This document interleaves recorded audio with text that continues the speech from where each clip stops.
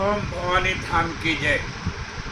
मानस प्रेमी सज्जन वृंद, कथा यहीं पर विराम लिए थे जब लक्ष्मण जी ने कहा था त्रिकुट विलास शिष्ट लय हुई, सपने संकट परई किसोई।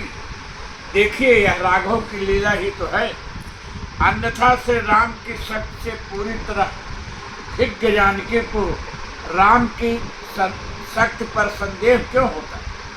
विशेषकर ऐसी स्थिति में जब वो एक साधारण से मृग को मारने गए हों। यही नहीं, सीता तो इतना अधिक भयाक्रांत हो गई है, उन्हें लक्ष्मण जी को यह याद दिलाना पड़ा कि माँ जिसके भ्रकुट मात्र के कुटिल होने से संसार की सृष्टि समाप्त हो सकती है, भला उस पर कोई संकट कैसे आ सकता है। परंतु लक्ष्मण की इस बात पर सीता जी का ध्यान उनके हंसने पर अधिक गया, क्योंकि लक्ष्मण जी ने यह बात बिहस कर कही थी। लक्ष्मण बिहस कहा सुन माता। सीता जी ने होनहार बस इसका भी अर्थ गलत लगाया और लक्ष्मण जी की हंसी को व्यंग समझ बैठी। इसलिए उन्हें लगा कि अध्यात्म कि लक्ष्मण राम को संकट से जानकर भी जाने में आनाकानी कर रहा है। इसीलिए सीता जी के क्रोध आ गया और उन्होंने श्री लक्ष्मण जी से समर्पित, त्यागी और कर्मठ तथा अपनी निष्ठा के प्रति पूरी तरह से दृढ़ संकल्प रहने वाले वीरवर के प्रति कठोर शब्दों का प्रयोग किया, जिसे सुनकर लक्ष्मण जी ने तो कान ही बंद कर लिए। गोस्वामी जी लिखते हैं, मरम बचन जब सीता बोला, हरि प्रेरित लक्ष्मण मन डोला। परंतु लक्ष्मण जी तो सीता के मर्म वचन बोलने पर भी प्रभु की आज्ञा का उल्लंघन न करने के लिए दृढ़ संकल्प थे।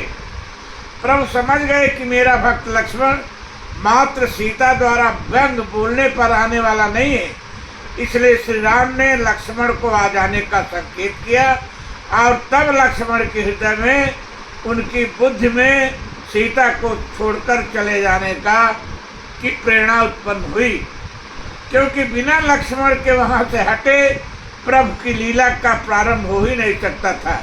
इसलिए जब श्री राम ने प्रेरणा किया तब लक्ष्मण का मन वहां से हटने का हुआ। हर प्रेरित लक्ष्मण में डोला। यहाँ से विद्वान पाठक क्या देखेंगे कि लक्ष्मण सीता के मन वचन पर नहीं वरन प्रभु की प्रेरणा पर सीता को छोड़कर गए और जाते समय भी हुए सहज ही नहीं गए, अपितु राम के कथनानुसार बुद्धि का प्रयोग किया कि इन्हें अकेले छोड़ना ठीक नहीं है। फिर क्या किया उसको समझें, इसे विवेक से विचार और निष्कर्ष पर पहुँचे कि कोई ऐसा बल लगाया जाए जिससे कोई अजनबी आने पर जान भी न पाए और उसे मेरी शक्ति का एहसास भी न हो जाए। इसलिए जाने से पहले उन्होंने अपने धनुष की नोक से कुटिया के चारों तरफ एक रेखा खींच दी और उससे बाहर न आने का अनुरोध जानकी से किया। इसके बाद फिर लक्ष्मण ने सोचा कि यदि संकट के समय सहायता सीता माँ को किसी का आवश्यकता आ गई तो वे क्या करेंगी। इस पर परिस्थिति व समय का विचार करके समय विचारी लक्ष्मण ने सीता को वन दिश देव सौंप सब काहू, चले जहाँ रावण ससिराहू। वनदेव व दिशापतियों को सीता को सौंपकर तब वहां से गए। इस प्रकार श्री राम के आदेश के सीता केरि करहु रखवारी, बुद्धि विवेक बल समय विचारी। इन चारों बुद्धि विवेक बल व समय का लक्ष्मण जी ने राम जी के कहने के अनुसार विधिवत पालन किया। लक्ष्मण जी ने जैसे आश्रम छोड़ा, रावण यति के वेश में भिक्षुक साधु सीता के समक्ष उपस्थित हुआ। महाभारत वन पर के अनुसार रावण मुंडित सिर व त्रिदंड धारण के सन्यासी के रूप में सीता के पास गया। वाल्मीकि रामायण के अनुसार रावण गिरवे वस्त्र में शिखा बढ़ाए, छाता व चरणों में उपानहि धारण कर अपने बाएं कंधे पर दंड रखे एवं कमंडल हाथ में लिए सन्यासी के रूप में सीता जी के समक्ष उपस्थित हुआ। इसी कारण सन्यासी एवं ब्राह्मण समझकर जानकी ने उसका आतिथ्य सत्कार करना उचित समझा।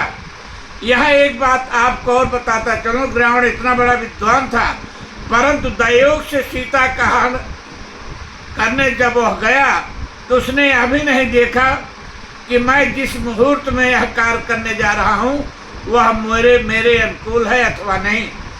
वाल्मीकि रामायण में स्पष्ट लिखा है कि रावण ने सीता का हरण जिस मुहूर्त में किया उसका नाम बिंद था, और इस मुहूर्त का फल यह है कि इस मुहूर्त में चोरी की जाए तो चोर का सर्वनाश हो जाता है, और चुराई गई वस्तु जिसकी रहती उसे शीघ्र वापस मिल जाती है। स्पष्ट है रावण अपनी बुद्धि व शक्ति पर इतना घमंड करता था कि उसे मुहूर्त देखने में भी विश्वास नहीं रहा, अन्यथा वह कम से कम इस मुहूर्त में तो सीता का हरण कदाप न करता। जब रावण ने सीता से भिक्षाम दे यह टेर लगाई तो सीता जी कंदमूल फलाद लेकर कुटिया से बाहर हुई तथा रावण को देखा के अंदर आने को कहा। जैसे ही रावण ने लक्ष्मण रेखा के अंदर प्रवेश किया, अचानक तीव्र ज्वाला से वह चलते चलते बचा और पीछे हट गया।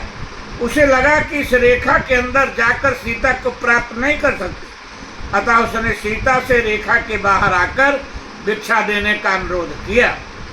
जैसे ही सीता जी रेखा के बाहर आई, भिक्षुक रूपधारी रावण ने पहले तो सीता को अनेकों प्रकार से राजनीति की बातें कही, फिर उन्हें भय व प्रीत से अपने बस में करने का प्रयास किया। नाना विध कर कथा सुहाई, राजनीत भय प्रीत दिखाई।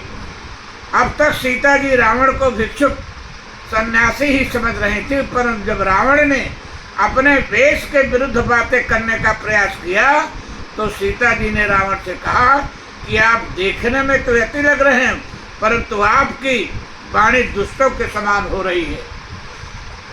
कह सीता सुन जते गोसाई, बोले हो बचन दुष्ट की नाई।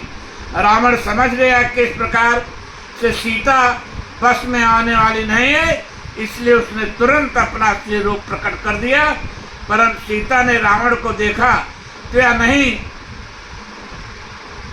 रावण को सीता ने देखा तो इसलिए वह उसके स्वरूप को से भयभीत क्यों होती। सीता निडरता के साथ रावण से प्रतिवाद करती रही।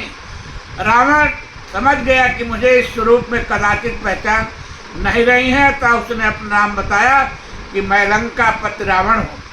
रावण का नाम सुनकर सीता जी भयभीत हुई, परंतु सहसा धैर्य धारण कर उन्होंने रावण से कहा, अरे दुष्ट खड़ा रहा, प्रभु आ गए हैं।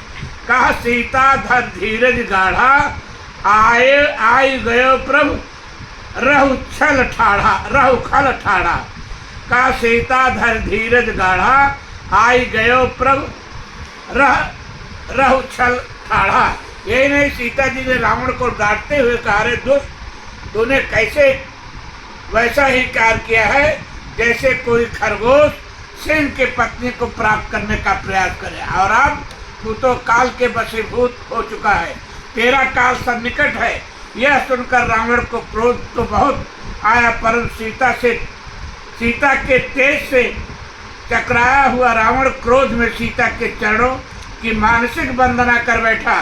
सुनत बचन दस शीर्ष रिसाना, मनमोह चरण बंद सुखवाना। यहाँ पर आप देखेंगे, एक तो सीता जी ने यह झूठ कह दिया कि आए गए प्रभु रहु खल ठाढ़ा, जबकि श्री राम को मारुति बहुत दूर लेकर चला गया है। यह भी तो प्रभु गयो लय दूरी। और दूसरी बात यह कि इस समय रावण से जिस देवों ने सीता जी की रक्षा क्यों नहीं किया। इससे पहले प्रश्न का उत्तर तो यह है कि किसी भी आपत्ति काल में मर्यादा कोई स्थान नहीं रखती। संकट के समय मर्यादा से बढ़कर प्राण रक्षा का उपाय होता है। शास्त्रों का कथन है, आपत्ति काले मर्यादा नास्ति। दूसरी बात, सीता तो सर्वत्र प्रभु को ही देखती हैं। उन्होंने सोचा, आई गयो प्रभु कहने से यदि रावण की दृष्टि परिवर्तित हो या इधर उधर वह देखे तो मैं पुनः रेखा के अंदर चली जाऊं। परंतु रावण आश्वस्त है कि मारी तो राम को इतनी दूर ले गया है, वहां से आने में श्री राम को विलम्ब लगेगा, इसलिए इधर उधर उसने नहीं देखा। बस अब यहीं कथा पर विश्राम लेगी।